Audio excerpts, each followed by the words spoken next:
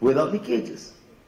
So that has been the priority, with, of course, an additional fund to repair rural clinics.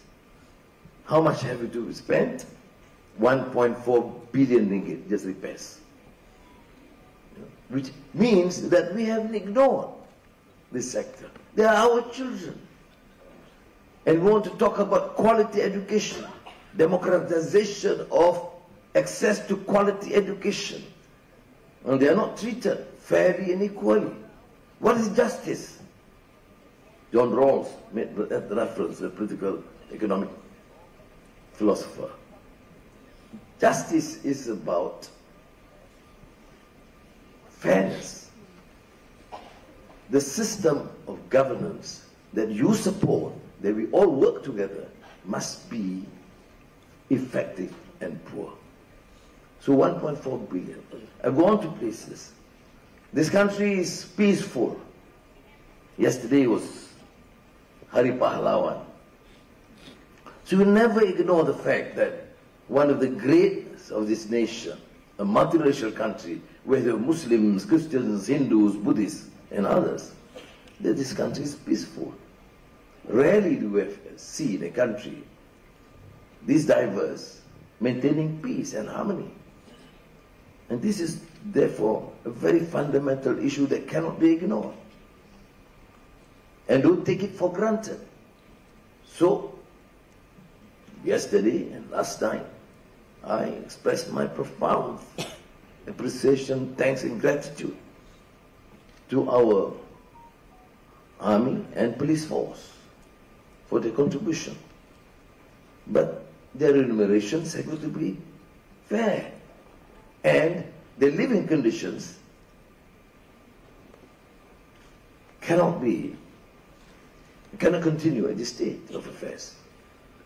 So I had to spend immediately, including ESCOM. ESCOM, for your information, is an area where we experienced this attack by Sulu terrorists last few years.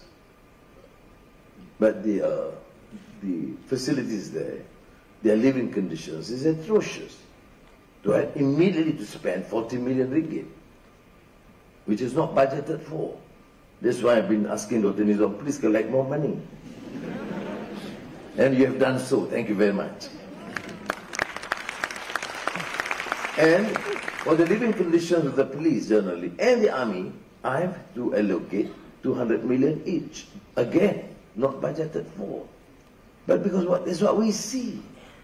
I was in Lok Kawi, in the camp, no water. You see? Or at least the water supply is adequate for 1/3.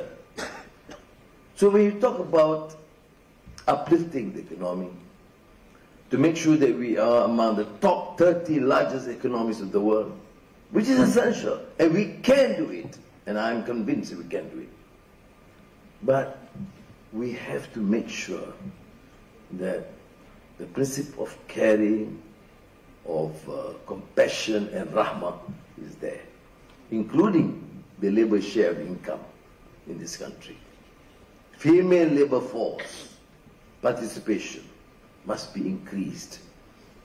I mean, of course, they have a choice to work or not. And of course, people do question, what do you mean women are not working? They work at home. They take care of our children. So how do we then recognize and compensate their efforts? And when you talk about rahmah, I must of course commend our late Allah Yarham, Salahuddin Ayub, who did a fantastic job in pushing the agenda forward. And again, the last 2 days, when we celebrated Hari Consumer, Hari Pengguna, I had to allocate another 50 million ringgit to make sure that this Kedai Rahmah goes down to help our communities. So just, in one speech is a few hundred million already, and good luck, Dr. Nizam, you have to get back the money. So the Economic Madani framework will serve as the foundation for several other specific policies that will be announced in the coming few months. The Economic Minister has announced the National Energy Transition Roadmap, and ministers will be assigned daily to announce the follow-up policy and program to the Economy Madani concept. In the next few weeks, we will announce the Industry Master Plan, and following that, the midterm review of the second Malaysia Plan, and only in October will be the Belanjawan Madani kedua. So I want to take this opportunity again to thank Hasil and also the President of Chartered Tax Institute Malaysia for organizing this conference. I've seen a very elaborate and serious major topics for discussions. My only suggestion is that we take a very open, positive view of the need to undertake reform and changes, including in our taxation policies. And I will be guided by you to tax or not to tax, Shakespearean. And I will look forward to engaging with Hasil to get their input, their suggestions, how to effectively undertake or adjust some of our policies or introduce new taxation measures, accepting the fundamental principle that I have mentioned earlier, that for a country, our policy is to tax when it is absolutely necessary, and number two, it should not be ever to be considered as a burden to taxpayers. Our intention is, of course, to encourage them to be more productive and contribute to the nation. But, as you know, for a growing economy with such ambition and to contribute to the welfare of those who have been deprived and marginalized, the taxation, the tax institutions and agencies must be very efficient, very clean, and very effective. Sekali lagi saya ucap terima kasih. Wassalamualaikum warahmatullahi wabarakatuh. Thank you, Yang Maha Berhormat Datuk Seri Anwar bin Ibrahim. It is our pleasure to invite our guest of honor to the launchpad area for the opening gimmick. We would like to invite the rest of the guests on stage.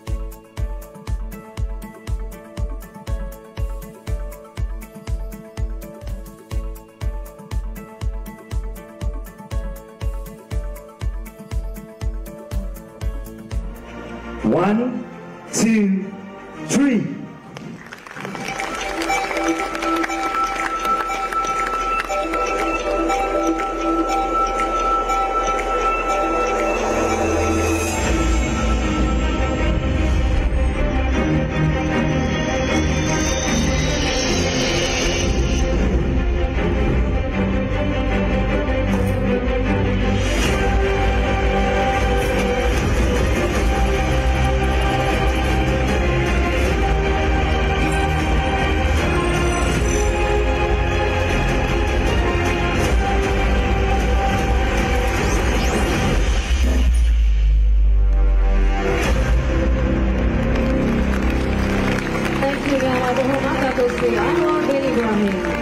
Ladies and gentlemen, the National Tax Conference 2023 is officially open.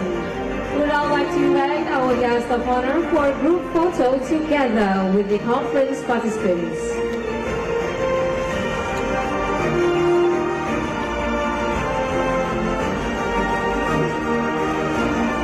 Photographers and media can now on stage.